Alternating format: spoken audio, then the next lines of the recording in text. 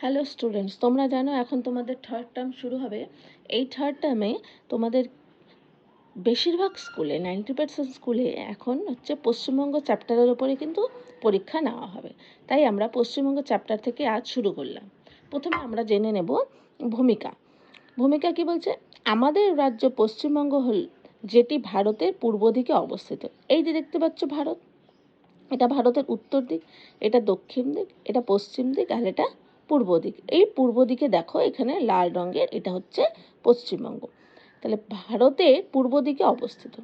এখানে কোন ধরনের জলবায়ু বিরাজ করে? আর্দ্র মৌসুমী জলবায়ু এখানে বিরাজ করে। ঠিক আছে, মৌসুমী বায়ু জলবায়ু এখানে বিরাজ করে। নেক্সট হচ্ছে উর্বর পলিমাটি। পলিমাটি সাধারণত আমরা কি জানি, যেখানে নদী বেশি থাকে, কিন্তু নদী দিয়ে পলিমাটিগুলো সৃষ্টি হচ্ছে। নতুন নতুন সব মাটিগুলোকে সাধারণত আমরা পলিমাটি বলি। তাই নদী, পশ্চিমবঙ্গে অনেকগুলো নদী আছে, তাই এখানে উর্বর পলিমাটি বিরাজ করছে। নেক্সট হলো নদ নদীর সমারোহ, যাই বললাম নদী বেশি সেটি এখানে বলেছে। নেক্সট হচ্ছে কৃষিকাজে উৎপাদিত উন্নত ফসল এবং নতুন নতুন শিল্প প্রতিষ্ঠান পশ্চিমবঙ্গে রয়েছে। এছাড়া পশ্চিমবঙ্গকে উন্নতির শিখরে পৌঁছতে সহায়তা করেছে এই কৃষিকাজ, নদ নদী, পলিমাটি। সাধারণত নদীর জন্যই পশ্চিমবঙ্গে এই উন্নতির শিখরে পৌঁছতে সহায়তা করেছে।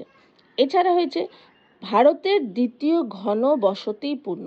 ঘনবসতিপূর্ণ হচ্ছে 1000 বর্গ কিলোমিটারে কতজন লোক বসবাস করে সেটাকে বলছে ঘনবসতিপূর্ণ, যেটা হচ্ছে ভারতের দ্বিতীয় স্থানে রয়েছে।